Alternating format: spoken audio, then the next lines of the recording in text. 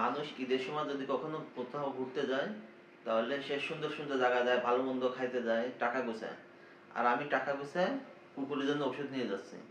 কারণ আমি ঈদের 2 দিন পরে আমি শরীয়তপুর যাব, সোমবার সোমবার বা মঙ্গলবার। এখন ওখানে যখন যাব তখন তো ওখানে কোনো রেস্কিউ টিম নেই। ওখানে নিশ্চয়ই অনেক অসুস্থ কুকুর বিড়াল দেখবো।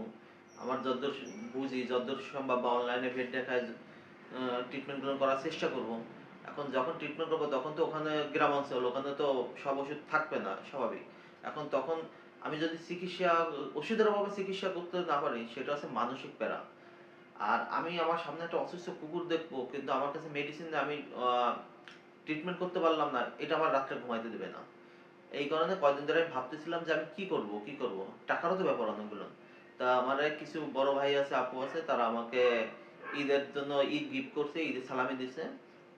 এটা কোনো ফান্ডের টাকা না, তারা আমার বলিয়ে দিছে যে এটা আপনার ঈদ উপলক্ষে সালামি দিলাম, এটা আপনি খরচ করবেন।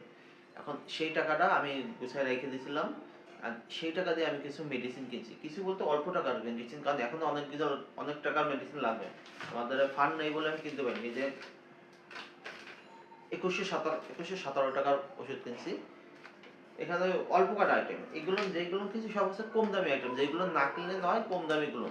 এখন বড় যে আইটেম আছে, যেগুলো ট্রাইজন আছে, তারপর আমার একটা স্কিন কেয়ার লাগবে, আর প্রোটেক্ট দরকার, এরকম কিছু বড় বড় খরচের আছে, যেগুলো 400-500 টাকা করে। তারপর ট্রাইজনে একটা দুটো হবে না, ট্রাইজন যদি আল্লাহ না করে যদি কোনো পাবো ট্রিটমেন্ট বাইরে যায়, তাহলে তো অনেকগুলো টাকার বাবা। প্রত্যেকটা ট্রাইজন 1 গ্রামের দাম 125 টাকা করে, এরকম দাম।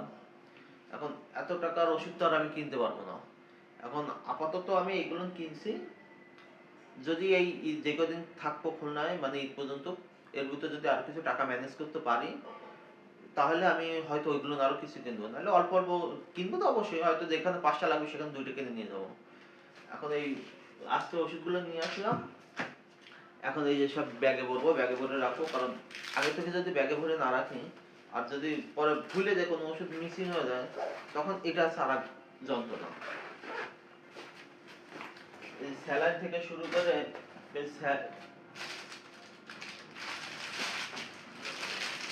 স্যালাইন, সিরিঞ্জ, প্যান্টোনিক্সে ইনজেকশন, প্যান্টোনিক্সে এটা কিছু কিনে রাখছি, আমার টাকার ভিতর হচ্ছিল সেজন্য।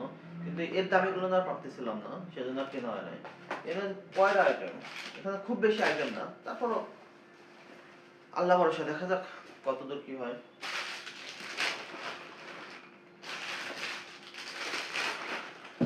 মানুষ ঈদে বেড়াইতে গেলে আছে ব্যাগে জামা কাপড় গুছায় নতুন নতুন, আর আমি ওষুধ গুছাচ্ছি। এটা আছে, মানুষ পাগল ছাড়া কি বলবে জানি না। তবে এখন তো দেখছি ব্যাগে হবে না। তবে এরকম পাগল হওয়া ভালো। আমার একটু পাগলামিতে যদি কিছু অবুঝ বাচ্চারা বাইসে যায়, জীবন বাইসে যায়, তাহলে আমার এরকম পাগলামি বারবার করতে চাই।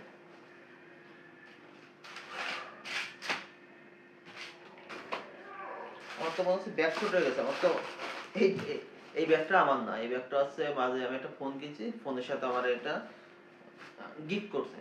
এখন ভাবলাম যে আমাদের তো লাগবে, আমার যে ব্যাগ, ঘাড়ে একটা ব্যাগ দেখেন আপনারা হয়তো খেয়াল করবেন, আমার ঘাড়ে একটা সবসময় ব্যাগ থাকে ওষুধের।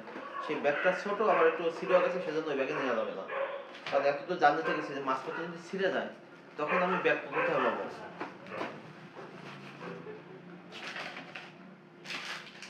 একটা স্যালাইন সেটও নিয়ে রাখছি, যদি কোনো কারোকে স্যালাইন দিতে হয়, কারণ ওখানে কখন কি পাবো তা তো জানি না।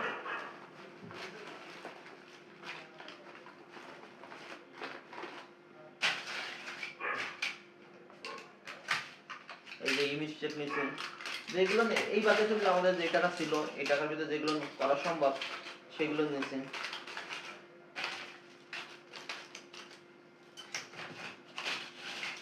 ব্যাগ তো ছোট হয়ে গেছে, কারণ এরপর তো আরো ওষুধ আসবে।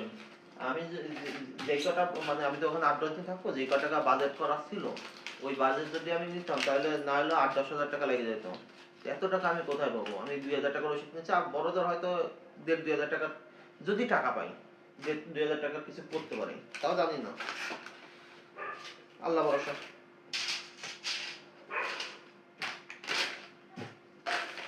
এই দিয়ে ব্যাগ ভরে গেছে, তারপর কি করবো?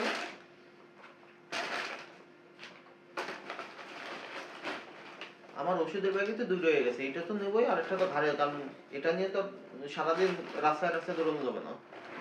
এটাকে নিয়ে বাসায় রেখে দেবো, যে মেডিসিনগুলো লাগবে সেগুলো নিয়ে যাবো। মানুষ 2-3 ব্যাগ নিয়ে যাওয়া আসছে, 2-3 ব্যাগ নিয়ে যাওয়া আসছে, মানুষ হচ্ছে জামা কাপড়, আর আমি নিয়ে যাই ওষুধ।